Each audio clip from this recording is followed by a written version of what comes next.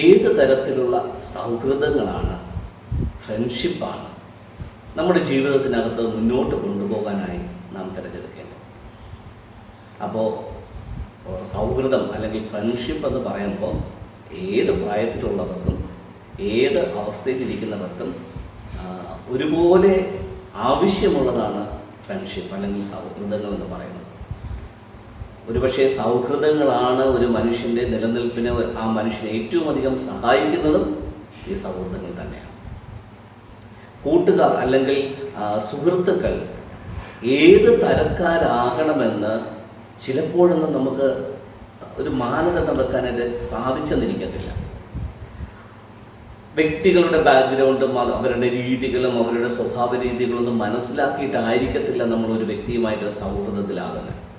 So കുറേ ദിവസങ്ങളിലോ മാസങ്ങളോ ഒക്കെ കഴിയുമ്പോഴായിരിക്കും ചില വ്യക്തികളുടെ സ്വഭാവ വിശേഷതകൾ നമുക്ക് പൂർണ്ണമായും മനസ്സിലാകുന്നത്.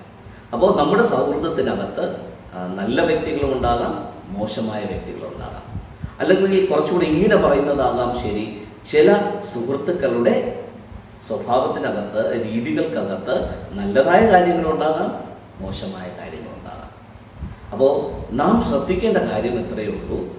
നമ്മുടെ ഒരു സുഹൃത്ത് അല്ലെങ്കിൽ നമ്മുടെ സുഹൃത്തുക്കൾ ഏത് രീതിയിലുള്ളവരോ ആകട്ടെ, സമ്പന്നരോ ദരിദ്രരോ ആകട്ടെ, വിദ്യാഭ്യാസമുള്ളവരോ ഇല്ലാത്തവരോ ആകട്ടെ, പോസിറ്റീവായിട്ടുള്ള വൈബുള്ളവരോ നെഗറ്റീവായിട്ടുള്ള വൈബുള്ളവരോ ആകട്ടെ, നാം എങ്ങനെ ആ വ്യക്തിയോട് ചില നിലപാടുകൾ എടുക്കണം എന്നുള്ളത്, അല്ലെങ്കിൽ ആ വ്യക്തിയുടെ ഏതൊക്കെ കാര്യങ്ങൾ നമ്മൾ സ്വീകരിക്കണം, ഏതൊക്കെ കാര്യങ്ങൾ തിരസ്കരിക്കണം എന്നുള്ളത് നാം ആദ്യം ഒരു ബൗണ്ടറി വെക്കേണ്ടത് ആവശ്യമാണ്. സോ നമ്മൾ വെക്കുന്ന ബൗണ്ടറിക്കപ്പുറത്ത് ആ ഒരു വ്യക്തിയുടെ സ്വാധീനം വരാത്ത രീതിയിൽ നമ്മൾ സൂക്ഷിച്ചാൽ മാത്രം മതി. ഒരു എക്സാമ്പിൾ പറയുകയാണെന്നുണ്ടെങ്കിൽ, ചില വ്യക്തികളുടെ പ്രസൻസ് തന്നെ അല്ലെങ്കിൽ അവരുടെ സംസാര രീതി എപ്പോഴും നമുക്ക് നെഗറ്റീവായിട്ടുള്ള ഒരു മൂഡ് കൊണ്ടുവരുവാണെന്നുണ്ടെങ്കിൽ ആ വ്യക്തിയുമായിട്ടുള്ള കമ്മ്യൂണിക്കേഷൻ മാക്സിമം നമ്മൾ ഒരു പരിധിക്കപ്പുറത്തേക്ക് കൊണ്ടുവരാതിരിക്കുക. മിനിമൽ കമ്മ്യൂണിക്കേഷനിൽ ആ വ്യക്തിയെ നമ്മൾ നിർത്തുക. ചില വ്യക്തികൾ നമ്മുടെ അടുത്ത് അമിതമായ സ്വാതന്ത്ര്യം എടുക്കുന്ന വ്യക്തികളാകാം. നമ്മുടെ അനുവാദമില്ലാതെ തന്നെ നമ്മുടെ പ്രൈവസിയിലേക്ക് കയറി വരുന്ന വ്യക്തികളുണ്ടാകാം. സോ അങ്ങനെയുള്ള വ്യക്തികളെ നമ്മളൊരു അതിർവരമ്പ് വെച്ചിട്ട്, ഒരു ബൗണ്ടറി വെച്ചിട്ട് അതിൻ്റെ അപ്പുറത്തേക്ക് വരാതിരിക്കാൻ വേണ്ടിയിട്ടുള്ള മുൻകരുതലുകൾ. ചിലപ്പോൾ ചില വ്യക്തികൾക്ക് നമുക്ക് ഓപ്പണായിട്ട് പറയാൻ പറ്റുമായിരിക്കും. ചില വ്യക്തികൾ ഓപ്പണായിട്ട് പറഞ്ഞു കഴിഞ്ഞാൽ അതവർക്ക് സ്വീകാര്യമല്ലാത്തത് കൊണ്ടോ അല്ലെങ്കിൽ മറ്റേതെങ്കിലും തരത്തിൽ റെസ്പോണ്ട് ചെയ്യുന്നത് കൊണ്ട് നമ്മൾ ബുദ്ധിപൂർവം ചില അതിർവരമ്പുകൾ, ചില കണ്ടീഷൻസ് വെച്ച് കഴിഞ്ഞാൽ അതിനപ്പുറത്തേക്ക് അവർ വരാതിരിക്കാനായിട്ട് നമ്മൾ ശ്രദ്ധിക്കാൻ പറ്റും. സോ നമ്മൾ തന്നെയാണ് ഓരോ വ്യക്തിക്കും ഏതൊക്കെ രീതിയിൽ നമ്മളുമായിട്ട് അസോസിയേറ്റ് ചെയ്യണം, അസോസിയേറ്റ് ചെയ്യേണ്ട എന്നുള്ളത് തീരുമാനിക്കേണ്ടത്. സോ ഇവിടെ നോ പറയേണ്ട സ്ഥലത്ത് നോ പറയാനായിട്ട് നമ്മൾ പ്രാക്ടീസ് ചെയ്യണം. യെസ് പറയേണ്ട സ്ഥലത്ത് യെസ് പറയാനായിട്ട് നമ്മൾ പ്രാക്ടീസ് ചെയ്യണം. സോ പലപ്പോഴും പലരെയും സംബന്ധിച്ചിടത്തോളം ഉള്ളൊരു പ്രശ്നം, നോ പറയാനായിട്ട് പലപ്പോഴും ചില ആൾക്കാർക്ക് മടിയാണ്. അദ്ദേഹം എന്ത് വിചാരിക്കും, അല്ലെങ്കിൽ ആ വ്യക്തി എന്ത് വിചാരിക്കും എന്നെക്കുറിച്ച് എന്നുള്ള ഒരു ഉൾഭയമോ അല്ലെങ്കിൽ ഒരു സ്വാർത്ഥതയോടുകൂടിയ ഒരു കാര്യമൊക്കെ ആയിരിക്കും ചിലപ്പോൾ നോ പറയാനായിട്ട് നമുക്ക് കഴിയാതെ പോകുന്നത്. സോ ആ ഒരു കാര്യം നമ്മളൊന്ന് ട്രെയിൻ ചെയ്യണം. എന്ത് കാര്യത്തിലും നോ പറയണം, ഏത് കാര്യത്തിൽ യെസ് പറയണം. ഇങ്ങനെയുള്ള കാര്യങ്ങൾ നമുക്ക് സെൽഫ് ട്രെയിനിങ് ചെയ്തെടുത്തു കഴിഞ്ഞാൽ വ്യക്തികളെ നമുക്ക് ചില ബൗണ്ടറീസിനകത്ത് നിർത്താൻ പറ്റും.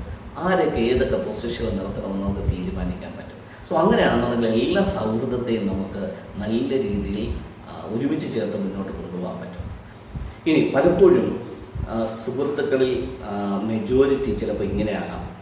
നമ്മളിൽ നിന്നുള്ള പ്രതീക്ഷകൾ, അവർ നമ്മിൽ നിന്ന് ആഗ്രഹിക്കുന്ന കാര്യങ്ങൾ നമ്മിൽ നിന്ന് അവർക്ക് കിട്ടാതാകുമ്പോൾ ചിലപ്പോൾ നമ്മളെ അവർ ശത്രുക്കൾ പോലെ കണക്കാക്കുകയോ നമുക്കെതിരെ ചിലപ്പോൾ പഴിയോ ദുഷിയോ ഒക്കെ പറയുകയോ ചെയ്യുന്ന രീതിയിലുള്ള സുഹൃത്തുക്കളുണ്ടാകാം. സോ എപ്പോഴും ഇത്തരത്തിലുള്ള കാര്യങ്ങൾ സൗഹൃദത്തിനകത്ത് വ്യക്തികളിൽ നിന്ന് ഉണ്ടാകുമെന്നുള്ള ഒരു പ്രതീക്ഷയിൽ വേണം സൗഹൃദങ്ങൾ നമ്മൾ മെയിൻറ്റെയിൻ ചെയ്ത് കൊണ്ടുപോകാൻ. അപ്പോൾ സുഹൃത്തുക്കളിൽ നിന്നുള്ള പ്രതികരണത്തെ ബേസ് ചെയ്ത് നമ്മുടെ ജീവിതത്തിനകത്ത് അപ്സ് ആൻഡ് ഡൗൺസ് ഉണ്ടാകാതെ ആ കാര്യങ്ങളെ ആൻറ്റിസിപ്പേറ്റ് ചെയ്തിട്ട് വേണം നമ്മുടെ ഫ്രണ്ട്സിനോടൊപ്പം നമ്മൾ ചേർന്ന് നിൽക്കാൻ. സോ ഇങ്ങനെയുള്ള കാര്യങ്ങൾ കുറച്ചൊന്ന് ശ്രദ്ധിച്ചു കഴിഞ്ഞാൽ സൗഹൃദങ്ങളെ നമുക്ക് ശരിയായ രീതിയിൽ നിലനിർത്തിക്കൊണ്ടു പോകാൻ പറ്റും. ഇനി ഏറ്റവും വിപത്തെന്ന് പറയുന്നത്, ചില സുഹൃത്തുക്കൾ നമ്മളെ മുതലെടുക്കാനായിട്ട് നമ്മൾ പോലും അറിയാതെ അവർ ശ്രമിച്ചുകൊണ്ടിരിക്കും. ചിലപ്പോൾ നമ്മുടെ സമ്പത്താകാം, അല്ലെങ്കിൽ നമ്മുടെ ചില റിസോഴ്സുകളാകാം, ഇങ്ങനെ പലതരത്തിൽ നമ്മൾ, അല്ലെങ്കിൽ നമ്മുടെ ചിലപ്പോൾ ചില കോണ്ടാക്റ്റുകളാകാം. സോ ഇത്തരത്തിൽ നമ്മളെ ചൂഷണം ചെയ്യാനായിട്ട് അല്ലെങ്കിൽ നമ്മളെ മുതലെടുക്കാനായിട്ട് ശ്രമിക്കുന്ന ഫ്രണ്ട്ഷിപ്പുണ്ട്. ആ ഫ്രണ്ട്ഷിപ്പിനെ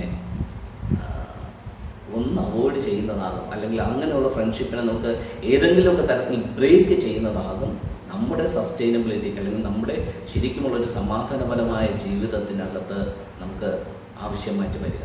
അപ്പോൾ അങ്ങനെയുള്ള വ്യക്തികളെ കണ്ടെത്തിയാൽ, അല്ലെങ്കിൽ അങ്ങനെയുള്ള വ്യക്തികളുണ്ട് എന്ന് തോന്നിക്കഴിഞ്ഞാൽ അവരെ ഷാർപ്പായിട്ട് അവോയ്ഡ് ചെയ്യണമെന്നല്ല, തന്ത്രപരമായിട്ട് സൗഹൃദപരമായിട്ട് അവരെ പതിയെ നമ്മുടെ ലൈഫിനകത്തുനിന്ന് സ്റ്റെപ്പ് ബൈ സ്റ്റെപ്പായിട്ട് എലിമിനേറ്റ് ചെയ്ത് കഴിഞ്ഞാൽ അത് നമ്മുടെ സ്മൂത്ത് ആയിട്ടുള്ള ലൈഫിന് ഏറ്റവും അനുയോജ്യമായിരിക്കും.